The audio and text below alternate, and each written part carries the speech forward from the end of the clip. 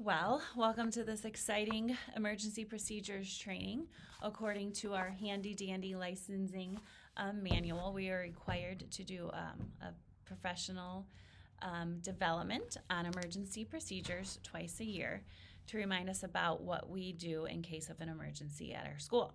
So, today we're going to discuss several types of emergencies. So, we'll want to go over each one together. And at the end of this short training, there'll be a short quiz at the end so that you'll be able to fill out, turn that in to me, and then we'll get a clock hour for that training. So, in your teacher handbooks, if you want to, you can pause this video and go grab those right now because we're going to be referencing that a lot. And also posted on the walls in your classrooms are written plans for each of these drills that we're going to talk about today. So there's fire, tornado, serious injury or accident, crisis management. So, for example, that's an intruder. So that would be our lockdown and shelter in place plan. There we'll also talk about the plan for evacuation and relocation and how to reunify families. And we'll also talk about special needs if there's any students that need special help with things. We'll talk about how to do our drills correctly and how many times a year we do that. And we always want to make sure that everything is written down and posted correctly in our classrooms. So those are some of the items that we're going to go through in the next few minutes together. Just keep in mind that it may sound really redundant, but safety is always very necessary. And the more that we prepare and plan and review it, we will be better prepared if an emergency were to happen. So, if you have been with us in the past, some of the procedures have changed since we have our new ProCare app. So in the video, you might hear and see a familiar face mention something about One Call Now. So instead of that One Call Now, it's now the ProCare app. So just keep that in mind. Also, that information, the new updated procedures and the information about the ProCare app has been updated in your staff handbooks and posted in your classrooms. So it's your responsibility to be familiar with those plans. So, like I said before, some of you may recognize this familiar face, but we're going to jump in right now and talk first about the fire drills. So, and then I'll jump in with updates as they need to be. Emergency plan and procedures. So the first one, I'm just going to read through these for you, and then at the conclusion of this, again, you'll have a copy of this for yourself. Fire alarms. Any of our fire alarms, if they're pulled, go directly to contact the fire department as well as the police department. So if any fire alarm in the entire building can be pulled, and it will automatically trigger and call our fire department. So there would be no need to call a 911 if a fire drill goes off. We are going to assume if anything goes off, we always assume that it's real. And so you would always need to make sure that you exit the building according to your fire plan. And then let me verify what's going on if it's something that is not a drill.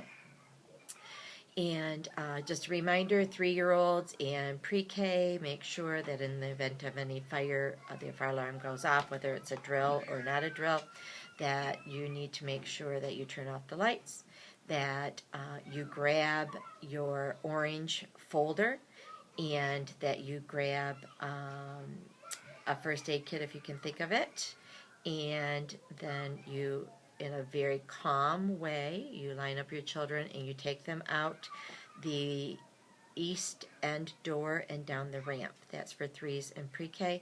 Move them farther away from the building, get them lined up, and then you need to do pupil accounting, student accounting. That's one of the reasons we have to take that orange card. Folder is because all of your student information emergency cards should be in that folder. That way, if we do have to evacuate from our school in the event of a real fire and we need to evacuate further, then we also have all the phone numbers and can reunite with families. So make sure that you do pupil accounting, whether you're counting heads, doing a roll call.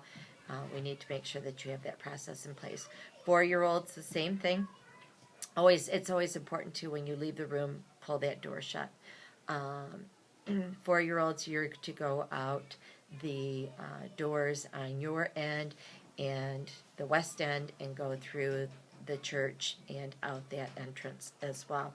And the same thing, make sure that you do that quickly. Take with you your class attendance records, all of that that you would need to have. Tornado drills, the same thing. Make sure when there's a tornado drill that you grab that orange folder, you grab that first aid kit, you need to grab that flashlight. I also would suggest that you grab a book to read. In the event that it is a real tornado warning, we may be down there for a while, and the flashlights, oftentimes during a bad storm or a tornado, we would lose electricity, so we need the flashlights for that. Grab a book to read, that way we can keep the children calm and read to them. In the event that we'd be down there, grab those first aid kits as well. And again, pre-K and 3s will use the east end stairway, single file go down and hunker down into the safety position in the hallway down below, staying away from any open glass or windows. 4s, then you will use the west end entrance and go down that hallway, and the same thing. In the event of an emergency of those kinds, if we have a child, right now we don't have a child, we don't have cribs, so we don't need to worry about that, but let's say we had a child that had a mobility issue, we would always use the ramp exit. Also with a mobility issue, if it was the tornado, we can use the elevator with a wheelchair to take a child down. The aide would be responsible for that. If you need to get a wheelchair, those are available in the outside of the sanctuary in the overflow area. There are wheelchairs, crutches, and walkers there that are available for you. If we do need to transport a child, if we're evacuating, we need to transport a child with a special need, then we would use the ramp, take the child down in a wheelchair, and that child would have priority seating. We would have to use 2-person basket lift to get the child into it so that not one person is holding that child. We don't want to put anybody's back out. So we'll do a 2-person basket lift and set them into the front seat of the bus and transport them that way. If we do have a child with a mobility issue like that, we would definitely already have a plan in place for that child, and we would develop it as we needed to. Serious accident, illness, or injury. If you have a child that has a serious accident, illness, or injury where it's sudden and it is life-threatening, like if they're unconscious, if they have a really hard blow to the head, if they have a broken bone, if they're violently ill, first thing to do would be call 911, and then we're going to want to make sure that that child is safe and secured. So typically we would not want to move the child, so what you would need to do is move the classroom. If it happens within a classroom setting, we would want to keep that child stable, secure, and calm. So at that point, then the classroom teacher would stay with the child, or the aide, either one, the injured child, and then the other one would take the classroom and go and join another classroom. And at that time, if you need an extra set of hands, which you would want to have, either contact me, get Jennifer, get another staff member to be with you. I'd like to have 2 people with the injured child at all times. One that could be on 911 with on the phone with 911, and the other one making sure that you're depending on your first aid training and your CPR training to take care of the needs of that child. And also, if you do have an injury or accident and you don't have an extra person to go find someone,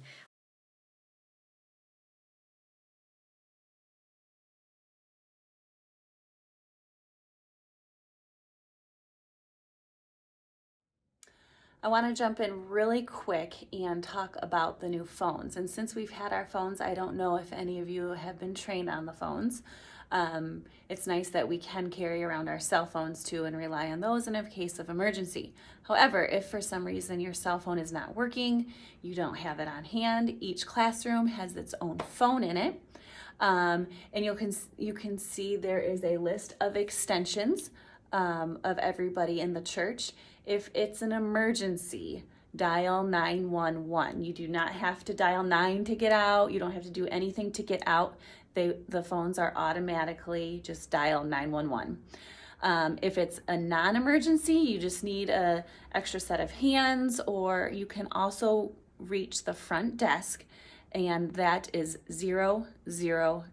So just pick up the phone and 000. You don't have to press pound or any special things. 000. The preschool office is 111. So you can dial those extensions. And again, all these extensions are listed on here, and they have all been updated as well. Marcia, I believe in the video, makes mention of a panic button. Those panic buttons were actually disabled a long time ago. We just didn't know that. And if I walk in this classroom, you'll be able to see this is the panic button. Don't press that. It does not go to any place. So in case of emergency, like if there was an immediate lockdown drill or I needed to get your attention right away, the classroom is, these phones are connected to a PA or intercom system. So if we needed to shut doors immediately, you would hear my voice or someone's voice come over the phone system. It's not going to ring, it's just, you're just going to hear it. And at that time, follow the directions that are given. So that a little bit about our phones. Just wanted to jump in here really quick. In addition to the phone system in each classroom, and along with our own personal phones, you can always dial 911. But also we have, after suggestion from the Berrien County Berrien County Sheriff's Department, each classroom is equipped with their own walkie-talkies. Always remember to press the on button when you come in the morning, press the off button when you leave.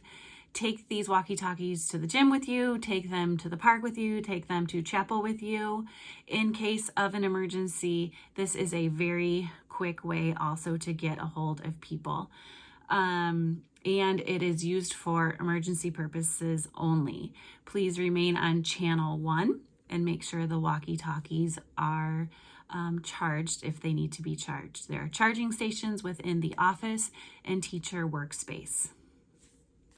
Speaking of safety, then if we were in ever a situation where we had an intruder or a dangerous situation inside or outside of our building that would cause a threat, the first thing you would always do is call 911. And then in the 911, remember that to give our location, we're on the corner of Botham and Niles Avenue. If you don't remember that, those cross streets should be posted next to your door. That's one of our required postings, that you have that available for you, because when in an emergency situation, we get nervous, we forget, and that's why those postings are everywhere. If you don't, we're going to go over what postings should be there, and if you're missing something, then let me know as soon as possible, and we'll make sure we get that up. That stays up all the time. Whenever there's an emergency situation, we call 911, lock our doors, make sure our windows are shut and secured, and turn off lights, regardless of whether it's inside or outside. Now, there's different levels of lockdowns. There may be something that we would call shelter in place. That might be a situation where we're notified by the police department that there's a suspicious person out there somewhere, not necessarily at our location, but we need to be on high alert. So at that point, then we would make sure that everything's locked up. We would go ahead and continue with class, but we would want to make sure that we are sheltered in place, meaning that once we lock you into your classrooms, you can still have class, but I need you to stay in there. We would not travel out of our class to go to the gym. We wouldn't travel out of our class to do anything. We would stay in there and make sure everything was locked and secured and that we were on higher alert. If we went into a lockdown situation, that means that there's a civil disturbance or some kind of intruder or dangerous situation either outside of our building or inside of our building. So those are the two situations. So an external or outside lockdown would mean that the bad guy is outside. So in that situation, always windows closed, lights off. We don't want any lights off, no sound, doors closed and locked. So if the intruder is on the outside, that means that he is could look in those windows. So what you do with your kids is you take your kids very calmly, you're going to move things away from the wall, and you're going to have your children on the floor. They need to be low, underneath that window, that line of sight, and against the outside wall. Because if the intruder's on the outside and they're looking in, we want them to be able to see, they see the other side of the classroom. So make sure if it's an outside threat, your kids are on the outside wall. That way they're looking over if someone were to look in the window, they're looking over their heads. They're not going to see the kids. All lights off. All intruders, bad guys, they always look for a light. They look for some sign that there's somebody or person in there that they could potentially take into a hostage situation. So we want to give the impression that we're not here. So that's why we turn everything off, close all the windows. We want to stay as quiet as we can. Again, teachers in that situation, you may want to have a book and you could whisper read, no flashlights. We don't want any lights showing. This is also the reason why we always make sure that our classroom doors are locked. We pre-lock our classroom doors. I gave you that doohickey that you could use to prop your door open. That way if you are going in and out, then you can just pull that and the door is going to automatically lock. That's also why you should be carrying your keys with you all the time. You have your keys on one of these. I know that they're always not convenient to wear, but especially whenever we have a drill, a fire drill, tornado drill, these keys should be going with you at all times. It's just safety and security, and that's why we need to remember to keep our end doors locked as well. If the intruder is inside, then the same thing. The bad guy's inside, so you want your kids doors locked, lights off, quiet, and then the kids are going to be on the inside classroom wall, because where the vision view is, the vision point for the intruder would be that classroom door window. So if we were to look in there and you can pretend you're the intruder, what can you see when you're looking in? And so the kids need to be back against that wall, on the floor, low, and so that we would give the impression that there's no one in there. And that would be for the inside. You have red and green cards. If we were in that emergency situation and the bad guy was inside, then you would put your green side of your card. If you've got all your kids, everybody's safe, you're okay. Green side of your card in the window, not across from the door window, but at the other end where you have first responders. They're going to look to see those cards. This is a Homeland Security issue. All schools have use the green and red card method. So green means you're okay. Red, if they're looking at the red side, they're going to see that you're in danger or someone's not well, or maybe that you need help. So red means I need help. Green means we're okay. I've got everybody secured. We're down. We've done everything we're supposed to do. So a red card might be you think you're missing a kid, or a child is struggling. Maybe there's someone got hurt, or the bad guy got in. Whatever it is. If it's an outside, then the red and green card go under your door into the hallway inside. Obviously, if use your common sense. Bad guy's outside, you don't want to put a card out there. Then he knows you're in there. Bad guy's inside, you don't want the card in the hallway. So again, if it's an outside threat, red or green card slid under the door. Red means I need help. Green means we're everything's okay. We've secured ourselves, and I have all my students accounted for. In any event of an emergency, always make sure that you scan the hallway to make sure there aren't any kiddos anywhere, and the bathrooms. If it was, bathrooms are always a safe place to be. I don't think you could fit all your kids in there, but if you could and you really were desperate, then you could always go into a bathroom. But stay there until we physically release you, and that would be including the police. So if we're in a lockdown situation and I knock on the door and I yell, it's okay, you can come out now, don't come out. Don't listen to me, because the bad guy could have a gun to my head. And so you can't listen to me. And I'd rather be shot than have all the kids at risk. So don't come out for me. You only come out for a police officer. So if we're in a real lockdown situation, you wait until the police officer enters that room and lets you go, tells you it's okay. Otherwise, you stay put and keep those kiddos safe.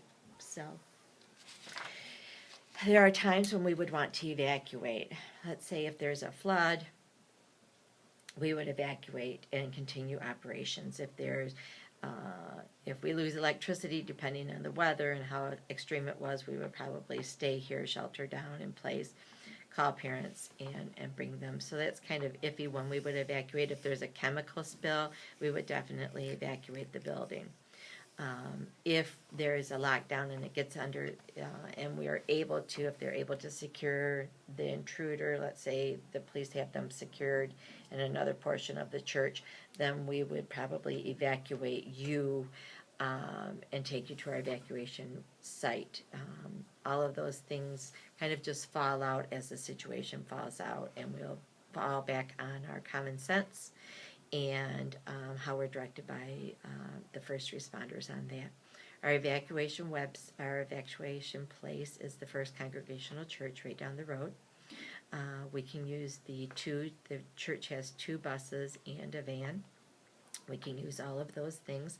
Homeland Security tells us that in the event of an emergency, an evacuation emergency, that the necessity for seatbelts and capacity, those kinds of things, those regulations and laws are relaxed because they would rather have us get the kids someplace secure. Rather than worrying about those kinds of traffic laws. So we don't worry about that if it's an emergency situation. Now if we're just evacuating because of maybe there was some flooding and we want to continue services somewhere else, that would be different. But in the event of an emergency evacuation, we don't concern ourselves with that. We're just going to pile everyone on best we can and get them down to the First Congo Church. Also, the law asks us to talk about continuation of operation. If we needed to, then we would continue our operations at First Church, at the First Congo Church. We also, so if we have to evacuate and go to the Congo Church, again, always, always, always that orange folder goes with you. That is your guideline. Everything should be in that orange folder. We're going to go through everything that has to be in there in just a moment.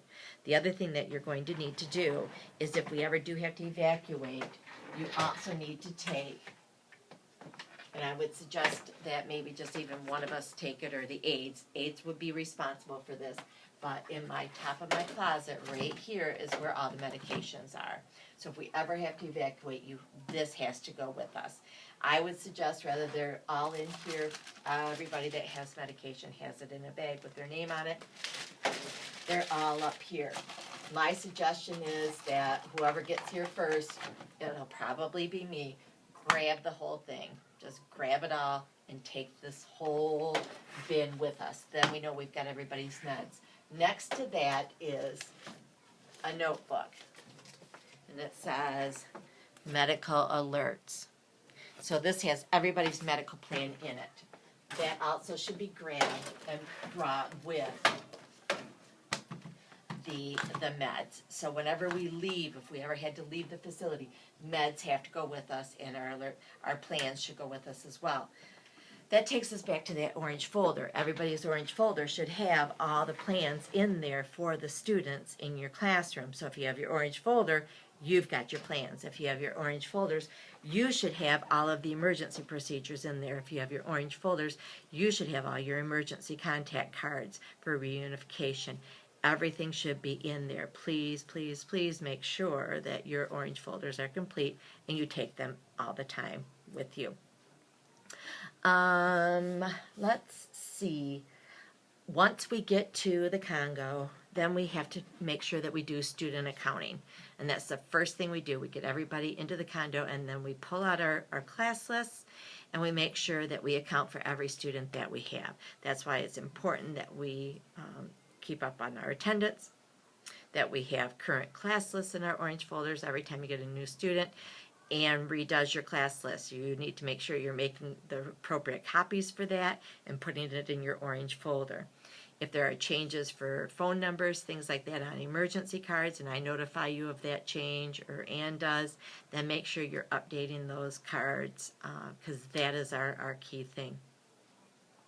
Once we account for all the students, and we want to keep them calm, and again, your 2 rules: use your common sense, stay calm. Use your common sense, stay calm. Once we get there, then we need an account for our pupils. Then we need to do what's called reunification. And our reunification tool will be our one-call system. That's the automated system that I have on our computer. I also have it on my cell phone, my phone app. Most likely I will be with you, and then I can send out one mass communication to all of our parents at that time using that app. Also with that, you can phone call that in as well. But I can pull up that website, that app, on any computer anywhere. But I also can do it through a phone. So if I'm not there and you don't have access with that, then the second form of reunification, if we don't have the one call available for us at that point, then teachers, that's when you go to your orange folders and you go to your emergency cards and you start calling. So then you're going to go to your phone logs and you're going to go through your phone tree and start calling your parents then and letting them know where we're at, and they can come pick up their child. And we will go ahead and continue our operations at the first Congo until all the students are picked up. The other part of our crisis plan would be a nuclear threat, because we are within our 10-mile fallout zone with a Cook nuclear power plant as well as Palisades. So, very similar. Homeland Security would contact the Berrien RESA. The Berrien RESA would contact all of the administrators for the public as well as the private schools, and then we would go through our process with that. Our evacuation would take place then. They would contact us, and then I would get everybody prepared to evacuate. Again, same procedure. Pupil accounting, we grab our kids, we make sure we have them all, we use our common sense, we stay calm, grab your orange folders, grab your meds. Anytime we leave the building, grab your meds, and then the St. Joseph Public Schools will transport us. So we will get a school bus from St. Joe. They will come here. We will load all of our students on one bus together. And our first relocation site is the Mendel Center. Once we get to the Mendel Center, then they will have an area designated for our preschool where we will go to. We will go there and we will wait on Homeland Security to tell us next steps. If it's depending on the level of the meltdown or whatever it is, the nuclear fallout.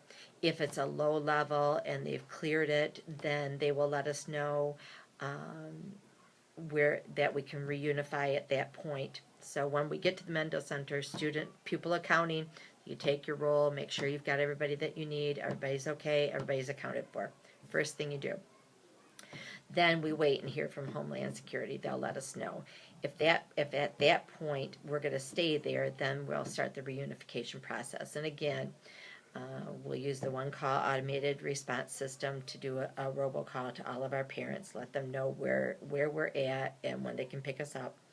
Or if we don't have that available, then we will start on our phone trees. That's, again, you're going to pull out your emergency cards and start calling parents and give them reunification information. Same time, that will also be put out, broadcast through Homeland Security on all of the TV stations and radio. We don't want parents coming to the preschool to pick up. We, by law, have to take them as a group, as a preschool, and check them into the Mendel Center. And then at that point, depending on the level, they might scan us to make sure that we aren't radioactive or anything like that. If it's a higher level fallout, then they may take us from Mendel Center and relocate us further away. Waterville, Cassopolis, there are different areas. They've got these mile zones, and they will take us to another location.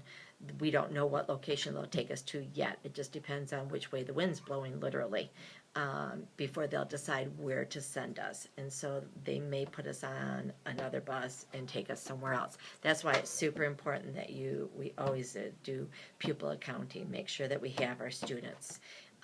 so that we always make sure we don't leave anybody behind. That's for that. Let's talk right now about your orange folders, because they're super important. In your staff handbooks, you got this sheet, and it also should be in your orange folder of everything that needs to be in that orange folder. So make sure in your orange folder you have your drill procedures and guidelines, which would be like this. I just redid that. The other thing you need to have is the evacuation plan, which I had a copy of right here, but oh, it's right there. Nope, it's not. The evacuation plan. I redid that as well, so I'll get you a new one of those too, because it was a little too wordy, I think. So you're going to have that. You're going to have the staff contact information with all of our staff phone numbers and our contact information, updated class list, emergency card, copies of your emergency cards, your medical alert information for all your students that have medical or health concerns, a red-green card, your building maps, and make sure that it's in, everything's complete, and in the WA file so that we can always get to it. Everything that has to be posted should be your fire route plan, your emergency procedure plan by the exit, and your emergency evacuation plan. Actually, I'm going to add to that our location so that if we need to call, that we remember what street we're at and our address. So I'm going to add our location, our locator information, and I'll get that out to you. The other two posting, make sure that you have, it's a good time to check it, is that you have your hand washing procedures posted by every sink, as well as your sanitation plan by in your closet or cupboard where you keep all of your cleaning supplies for snack table. This is a licensing year, so they will be checking all of this and make sure everything's always there. And if you're missing something, please, it's your responsibility to let me know. So make sure all those things are there. Let's see, just a couple daily safety and security reminders. Remember, doors locked, keys with you. And when you leave at the end of the night, make sure all windows are secured and shut and locked as well. Make sure that you're familiar with your health plans and what students have them and what their needs are, if they have an EpiPen, if they have an inhaler, what it is. Make sure your orange folders are up to date. Make sure your flashlights are working. Make sure that you always use your common sense at the end of the day. Common sense, because we could have, it would be endless the amount of unexpected things that could happen during an emergency. So we could what if forever. So at the end of the day, as long as we know what our baseline plan is, and then always let your common sense kick in, and then keep calm. Your children will take your view for you. Take their cues from you. One thing I didn't talk about that I just remembered is tornado. And we're going to take a little walk, and I'm going to show you a couple things. Just a quick little update on the student emergency medical forms or medication, EpiPens, etc. Those are now located in the preschool office, down on the bookshelf. In here you will see inhalers or any other medication that you need, EpiPens, Benadryl, or like I said, other student medications in case of emergency. Grab this whole thing. Also here you will see the emergency crisis plan binder and the student medical health plans in here as well. So in case of an emergency, grab this and the medications. Let me talk about tornadoes really quick. In a case of a tornado or severe weather, we will get a call from Berrien County with further directions on what to do. If a tornado has been spotted in the area, if there's high winds, whatever that is. Those calls will go to the preschool office phone. Or you'll also be able, if there is an actual tornado, you'll hear the sirens. But just like we have practice, we leave our classroom, shut our doors, shut our lights. We exit through the east end hallway. All classes go down there like we have practiced. We enter the stairwell down here. Single file down the stairs, quickly, quietly, however you can do. There is another set of stairs.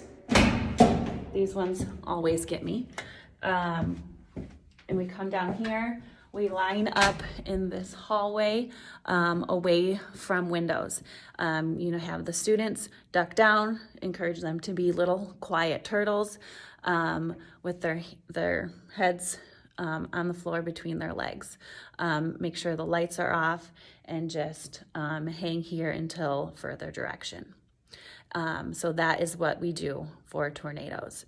To make you aware, that information is also posted in your handbooks and on the emergency plans in your classroom. So as we wrap up, thank you for taking time to go through this video. Preparing in a case of emergency is very important so we know what to do and we can rely on our training. And the most important thing, if we were ever in an emergency or crisis situation, please rely on your common sense and remain calm. So I will send out a link to a short couple questions to answer. Please complete that. Let me know when you have finished, and then I can record a clock hour for you. If at any time you have any follow-up questions, please let me know, and you are free to look over the plans and the binders that we have in the office as well. Thanks.